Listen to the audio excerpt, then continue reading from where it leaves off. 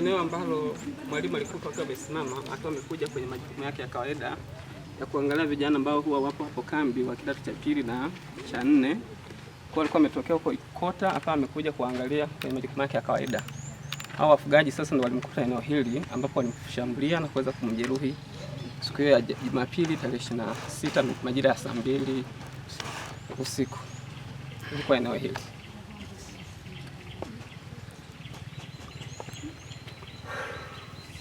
Kwa hiyo kutoka darasani huko anaenda ndo akamshambulia. Alikuwa ametokea huko darasani. Baada ya majukumu yake kawaida akawa anataka kupandisha, lakini akawa amekutana na hizo taa. Walikuwa wamejificha au wasukuma ambao walikuja kuchukua hizo ng'ombe mazingira haya hapa. Wakawa wamejificha, wana tochi nyingi tu za kutosha na walikuwa wengi pamoja na fimbo nyingi sana. Wakawa wamesimama hapo.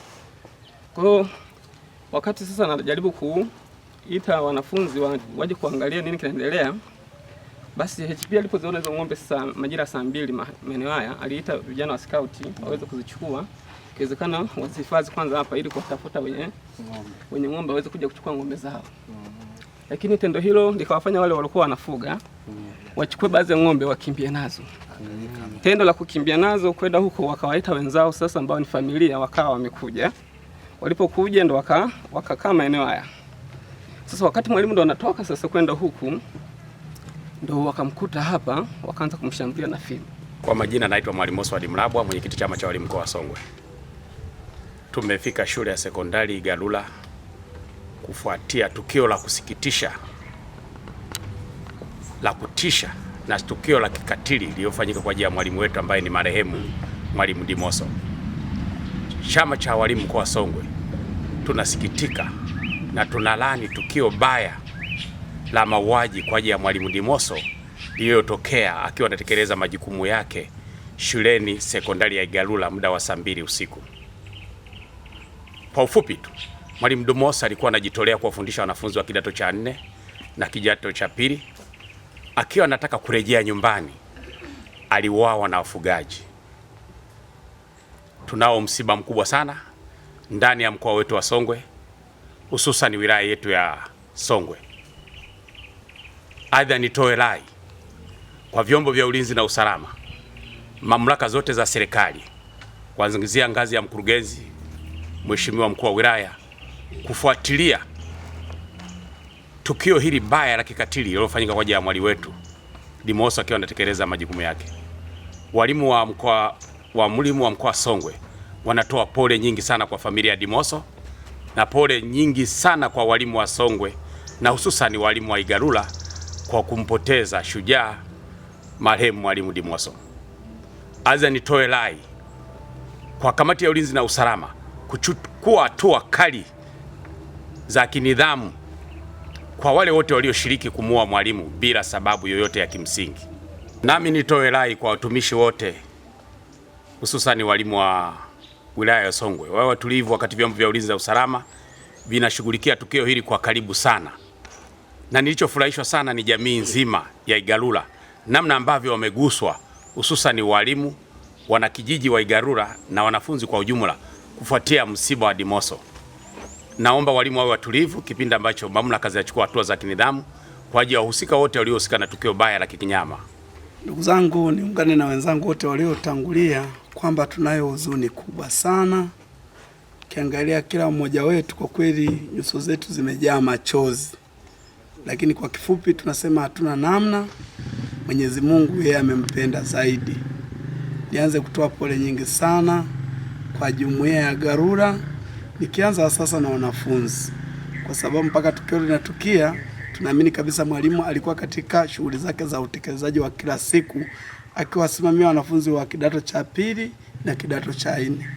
Lakini katika mazingira hayo kama sote tulivyoambiwa kwamba akiwa anataka kurejea nyumbani ndio akakutana na mambo kama haya.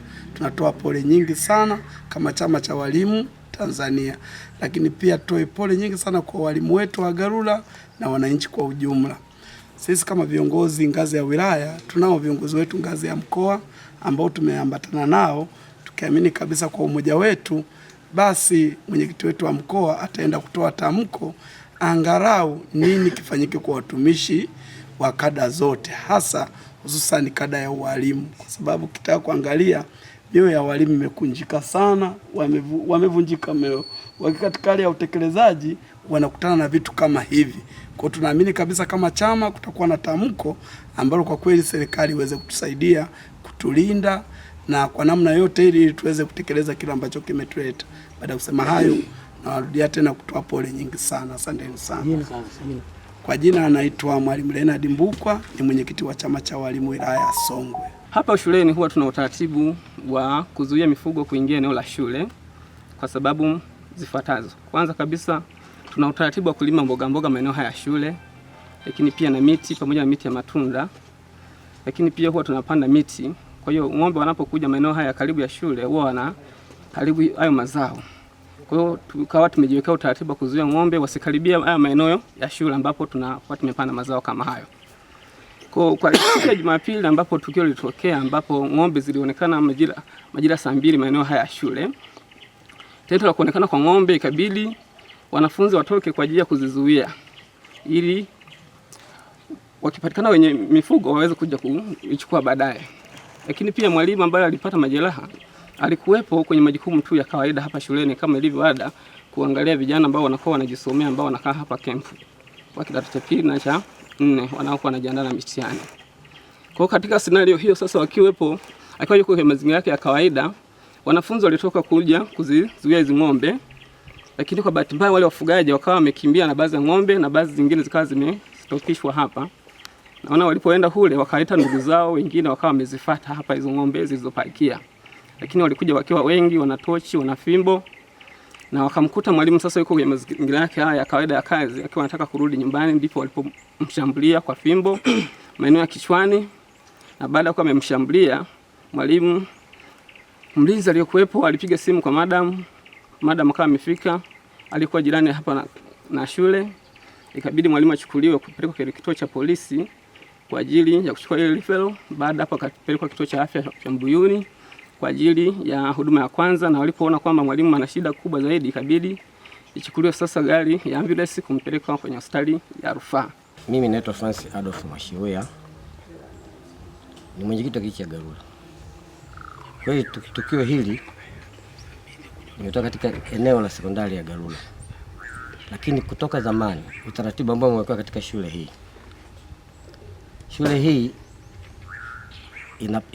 ina mazingira ya kupanda miti, matunda na nini, lakini utaratibu katika shule hii, shule ya sekondari ya Garula imeweka mlinzi kwa ajili ya kulinda mazingira hapa. Lakini ukiangalia utaratibu huu uliojitokeza tukio hili ni mara nyingi, sio mara ya kwanza kwa tukio la kuleta katika eneo hili. Huwa zinakuja ng'ombe hapa kwa kulisha, lakini eneo hili limepigwa marufuku, haitaki kuleta mifugo aina yote katika eneo la shule. Sasa wafugaji huwa wanaleta mchana kwa kuiba. Sasa wanamkuta mlinzi anazikamata, akishazikamata wanazizingira, wanaitwa yule mhusika anaitwa, kuna faini ambayo wameipanga wanalipa. Lakini tukio lilo juzi hili ni tukio la kipekee. Hili mimi baada ya tukio hili mkuu wa wilaya aliniagiza kwamba itisha mkutano. Kweli siku hiyo mimi nilifanya mkutano kwenye kijiji changu kwamba Wasukuma wote wale ambao hawapo katika kijiji changu na wale ambao kwenye kijiji changu ni marufuku kutembea na fimbo, na ni marufuku kwenda kukulisha mifugo sehemu ya taasisi zote zile, iwe shule, hospitali, wapi, ni marufuku. Na tukawaambia kwamba tukapiga marufuku, ni marufuku Msukuma yote mfugaji kutembea na fimbo ulayani, wachungaga na fimbo huko kwenye machungu. Kwa hiyo kuanzia siku ile mpaka sasa Wasukuma hawaje na fimbo katika kwenye mitaa. Kwa majina naitwa Linus Charles Churu, ambaye ni mlinzi wa sekondari ya Garula. Ni kweli hili eneo ndo mashambulizi yalitokea kwa ajili ya kifo cha mwalimu. Ilikuwa tarehe 26 mnamo saa 3 jioni. Kuna ng'ombe zilikamatwa hapa tukawa tunazilinda ili wenye ng'ombe waje, lakini ilipofika mnamo hiyo saa 3 ndo tulishambuliwa na Wasukuma zaidi ya 18 wakiwa na fimbo na mawe. Walivyokuwa wanaingia kutaka kutufikia sisi tulipo, mwalimu alikuwa mbele hapa. Ile pita yao walimwanzia mwalimu, wakamgonga fimbo. Walipomgonga fimbo akadondoka. Alivyodondoka ndo walipita kwa mbele yetu tulikokuwa, ndo walianza kurusha mawe ya kutosha, huku wakisogea wakiwa na tochi kali. Hivyo na sisi tulivyoona kwamba hawa jamaa wametuzidi, kwa kujiokoa, kila aliyekuwepo pale aliamua kujiokoa kwa kukimbia. Hivyo baada ya kukimbia, tulivyorudi kuja kuangalia mwalimu alipokuwa amesimama, ndio tukamkuta amelala. Tulivyomwangalia kweli tulimkuta ana hali mbaya, amepigwa fimbo ya kichwani, moja ikawa na ngeo, moja haikuwa na ngeo ya katikati. Kweli tuliamua kumpigia bodaboda aje ili tumpeleke zahanati. Yeye alitoka darasani. Baada ya kutoka darasani, alipofika hapa kweli alikuta kuna mtafaruko wa ng'ombe pale mbele. Ikaonekana, kauliza pale vipi? Alikuwa anamuuliza mpishi kwamba pale vipi? Mpishi akamjibia kwamba kuna ng'ombe zimekamatwa hapo. Kweli mimi ndo nilimwita mpishi kwamba bwana, njoo tusaidiane kuzuia hizi ng'ombe. Waliingia kuchungia kwenye mazingira, yani hapa pote, maana ng'ombe zilikuwa nyingi. Kwa majina naitwa Eliud Raphael Wilson. Ni mwanafunzi wa shule ya sekondari Galula. Ninasoma kidato cha 4. Kulingana na tukio hili jinsi lilivyotokea, imeleta mtafaruko kwa wanafunzi. Na mwalimu wetu alikuwa na destiny ya kuja jioni kutufundisha. Kwa hiyo yeye alikuwa anafundisha somo la civics. Kwa hiyo mpaka sasa hatuna mwalimu tena kuweza kutufundisha somo la civics. Kwa hiyo wanafunzi tumebaki kinyonge. Hatuna mwalimu mwingine tena atakayeweza kutusaidia kutufundisha. Hususan sisi form 4 tunaelekea mwishoni kufanya mtihani wa taifa. Na hatuelewi namna gani tutafanyeje ili tupate mwalimu wa kuweza kutufundisha na kutupa maarifa zaidi ili tufanye vizuri katika masomo yetu. Kwa hiyo kama serikali tulikuwa tunaomba mtusaidie kwa hilo hapo. Na kuhusiana tukio hili hapa, lileta mkanganyiko sana kwa sisi wanafunzi. Mpaka mwisho wa siku tukashindwa kusoma darasani, tukashindwa kutulia. Ikatufanya kila mmoja wetu aweze kuhuzunika. Kiukweli mwalimu alikuwa ni mtu ambaye anapenda sana kuongea na wanafunzi muda mwingi. Anatoa ushauri, pale unapokosea alikuwa anatuita na kutuelekeza. Alikuwa ni mwalimu tofauti kabisa na wengine. Yeye alikuwa ni mtu ambaye ni mtu mwenye imani, mtu wa kidini. Pale unapokosea anakushauri. Na pia alikuwa anajitolea katika muda wake binafsi kuja kukaa na sisi na kutuelekeza mambo ya kielimu. Kwa sisi ombi letu kama sisi wanafunzi, tulikuwa tunahitaji waweze kutuongezea mwalimu ambaye ataweza kuziba pengo lake.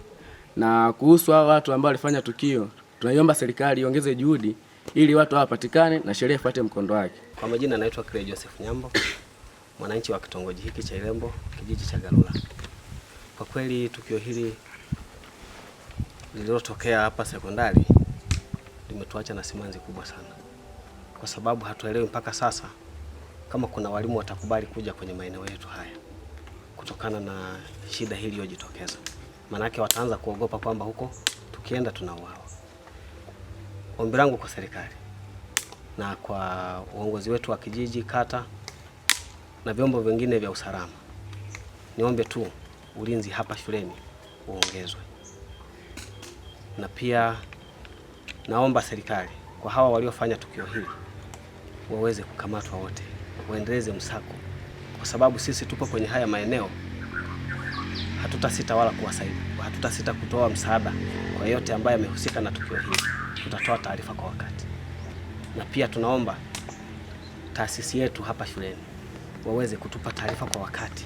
Sisi ni wananchi, tuko nao, shule hii ni ya kwetu na tuko tayari kwa lolote lile litakalotokea hapa shuleni. kwa msaada zaidi. Wakiona kwa mfano kama ni mifugo, tuombe tu wasiende kuizuia, kwa sababu hii hali tayari imeshaanza kuleta kuwa ni hali ya hatari kwa mazingira yetu haya. Waweze kutujulisha kwanza, sisi tupo karibu na eneo hili, watujulishe, jamani, shuleni hapa kuko 1 2 3, kuna ng'ombe hapa hazieleweki ni za nani, tunaombeni msaada. Sisi tutakuja hapa, tutazizuia hizo ng'ombe mpaka hadi utaratibu utakapochukuliwa wa kisheria.